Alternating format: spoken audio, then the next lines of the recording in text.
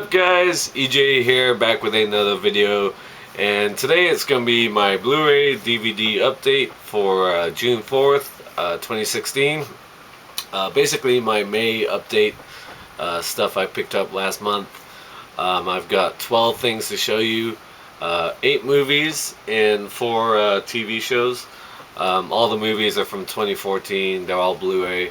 Still working on my wish list from 2014. The TV shows, one of them is Blu-ray and the other 3 are just DVDs. Very much a comedy themed update, because all the movies are comedies and the TV shows are pretty much comedies as well. So I got a lot of stuff to show you, so let's get started. Up first, picked up Bad Words. The directorial debut of Jason Bateman, who of course stars in the movie as a 40-year-old who decides to enter the Scripps National Spelling Bee, much to the dismay of parents and his own father, who he's trying to get back at, played by Philip Baker Hall. Very sort of nasty comedy, but I enjoyed it a lot. I always enjoy Jason Bateman. He's good in this. Allison Janney, good as well. Kathryn Hahn. Really enjoyed it. Bad Words, good fun comedy about the spelling bee and sort of this adult hijacking the contest and crushing the dreams of little kids everywhere. I enjoyed it a lot. Bad Words with Jason Bateman. Okay, up next, I picked up Blended, directed by Frank Karachi, of course starring Drew Barrymore and Adam Sandler. Now, for the most part, I'm not a huge Adam Sandler fan, but I've always been a fan of Adam Sandler when he teams up with Drew Barrymore. Of course, The Wedding Singer back in 1998, and 50 First Dates, I think 2003, 2004. Both enjoyed those movies a lot. And this one was no different. It's not as good as those other 2 movies, but I still enjoyed it. The 2 of them go on a blind date that doesn't go very well. Complete disaster, in fact. And so the 2 of them part ways, and to sort of get over that, they each take their families on a vacation to a hotel in Africa, a safari adventure. And then of course they connect over a bunch of hijinks in Africa. I enjoyed it. I liked Adam Sandler and Drew Barrymore together again, and I liked people like Terry Crews was fun. Wendy McLovin-Covey, she's a good comedic actress. Always enjoy her and stuff. I liked Bella Thorne as the sort of tomboyish daughter. Kevin Nealon as well. Blended. Good to see these 2 team up again. There's something about the 2 of them together that just works. And like I said, I've not always been a huge fan of most of Adam Sandler's sort of silly comedies. When he teams up with Drew Barrymore, I sort of enjoy it. So that is Blended. Alright guys, moving on, I picked up Horrible Bosses 2, directed by Sean Anders, starring Jason Bateman again. Jason Sudeikis and Charlie Day from It's Always Sunny in Philadelphia. I was a huge fan of the first Horrible Bosses movie. I thought it was really funny, loads of fun. This one not so much, but still pretty fun. The 3 of them form their own business, become their own bosses, but then they get screwed over and they decide to kidnap some guy. I forget who it was. I think it might have been Kevin Spacey. I'm a little lost on the plot. I don't really remember the plot of this film that much, but still, fun cast. I really liked Jennifer Aniston as the sexy dentist returning, and like I said, Kevin Spacey, Chris Pine, Jamie Foxx. Not as good as the first one, but still pretty fun. Horrible Bosses 2. Alright, moving on to perhaps the most controversial film of 2014, and in the end, kind of silly that it became such a media storm over the release of this movie. Actually forced them to cancel the release because of terror threats and all that kind of shit. We have The Interview, directed by Seth Rogen and Adam Goldberg, or Evan Goldberg, sorry, yeah, who co-wrote the movie, writing partners. Of course, Seth Rogen stars in the movie as a producer of a tabloid TV talk show, interview show hosted by James Franco's character, and they find out that the North Korean leader Kim Jong Un is a fan of the show. So they go over to North Korea to interview him, but the CIA um, recruit them, led by Lizzie Kaplan, to sort of turn the interview into a assassination plot, and then they get into all sorts of hijinks when they get over to North Korea. Yeah, just a fun, silly, stupid movie. The the ending is really cool. I really love the ending. Always been a fan of Seth Rogen, and James Franco is great as usual. Yeah, the fact that this caused such a media storm over its release, I found kind of silly. I was like, how am I going to watch this movie? Because it got pulled from theaters, and I ended up watching it on pay-per-view when it came on demand. I was like, I'm not gonna wait for Netflix to get it. So the interview, loads of fun. I enjoyed it a lot. So there you have it. Alright guys, moving on. I picked up Let's Be Cops. Yeah, not a great movie, but still fun comedy starring Jake Johnson and Damon Wayans Jr., both of who star on New Girl, which I'm a huge fan of, especially Jake Johnson. Become a huge fan of him. Not a great movie. Two slacker friends decide to impersonate police officers to basically pick up chicks, because women love a guy in uniform. But then, of course, they get mixed up with real criminals. Yeah, not a great movie, but like I said, I'm a fan of Jake Johnson, and a lot of the stuff he's done so far. So that's Let's Be Cops. Alright, moving on.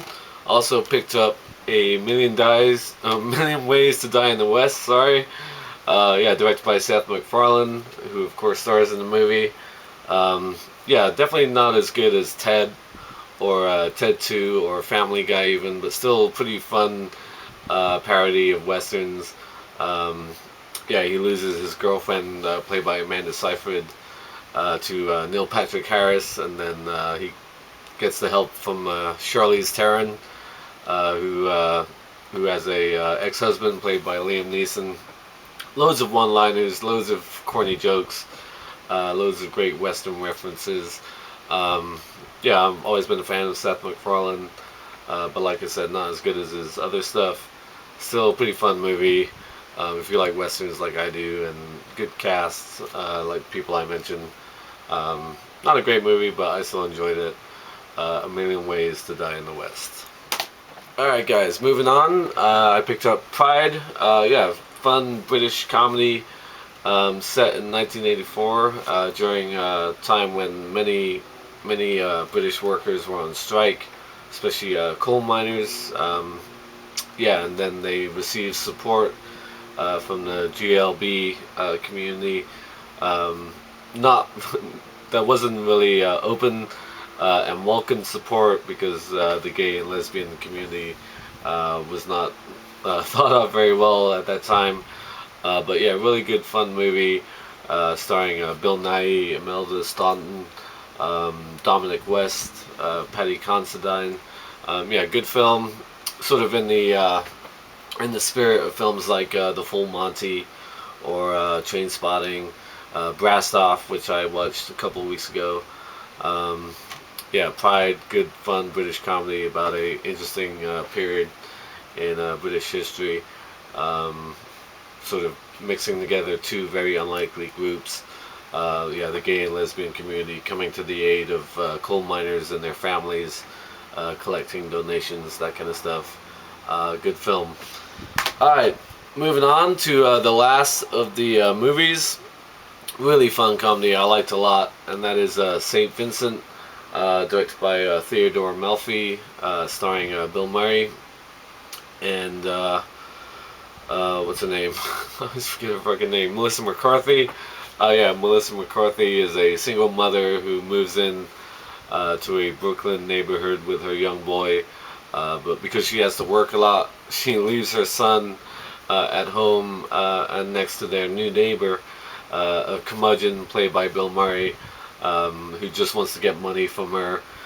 He just likes to sit around on his porch and sort of hate the world.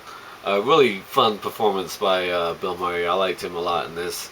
I thought Naomi Watts was really funny as sort of this Ukrainian or Russian pregnant stripper, even though her accent isn't that great. Huge fan of Naomi Watts. Yeah, Melissa McCarthy was good as well.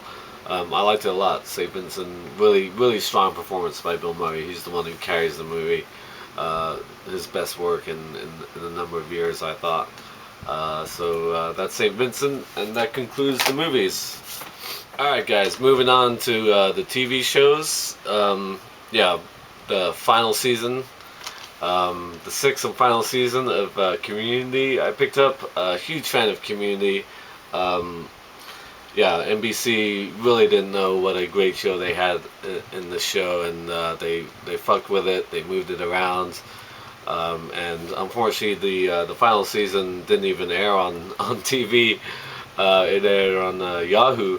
I ended up having to watch it at work when I worked last year for a solar company. Because we had 12-hour shifts overnight.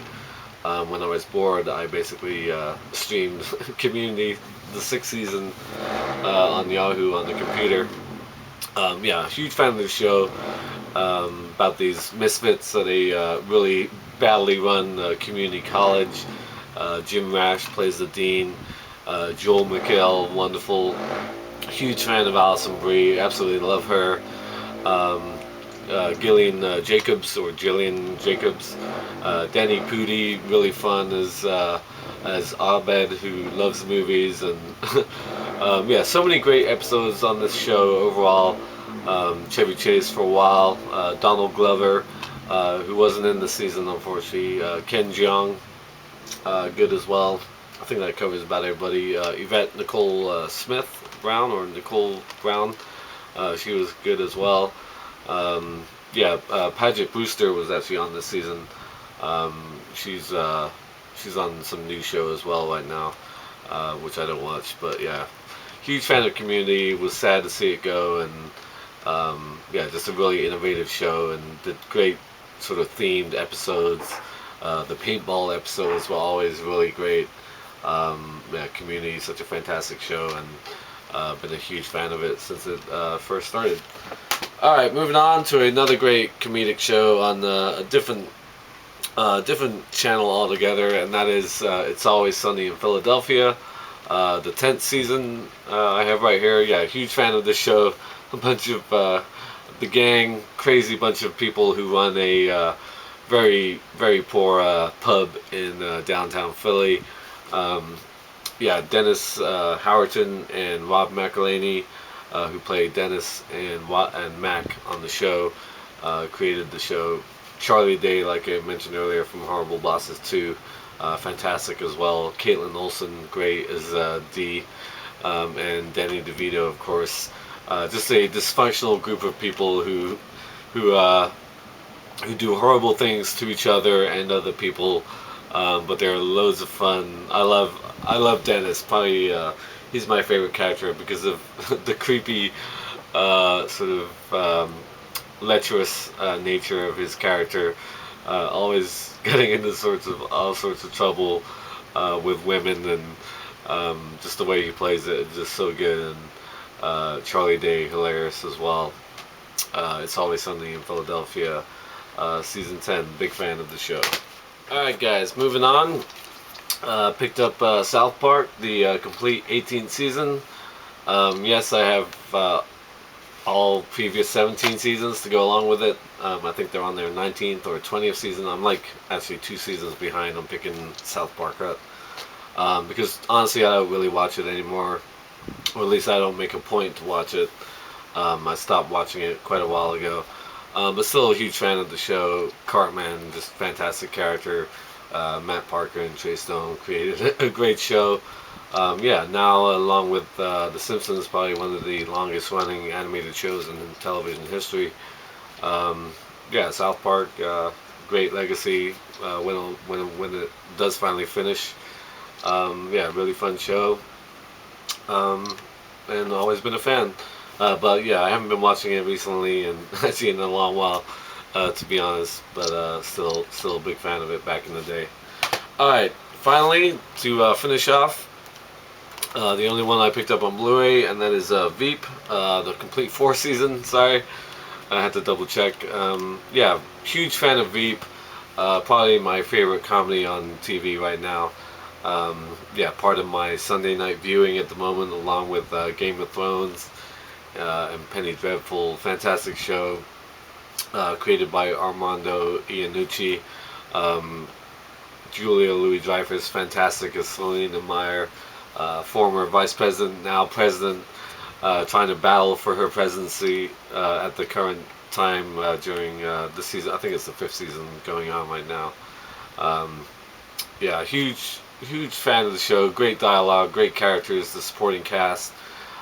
People like Anna Chlumsky, Tony Hale, Gary Cole, sorry, Timothy Simmons, Matt Walsh, um, Kevin Dunn. Yeah, just a fantastic show. I'm not a uh, huge fan of politics. I don't really follow politics that much, but this show is sort of molded in the style of the film In the Loop. It's that kind of satirical look at Washington D.C. and politics in D.C. and the dialogue and the characters are just so funny. And I've always been a huge fan of Julia Louis-Dreyfus since her days on Seinfeld. Yeah, Veep, fantastic show. Just one of the best comedies on TV right now. So there you have it. 12 very comedy themed things to show you. 8 movies and 4 TV shows. Let me know what you think of these movies and shows, if you watch them, if you've seen them. Thank you for watching as always, and until next time, I'll see ya. Bond. James Bond.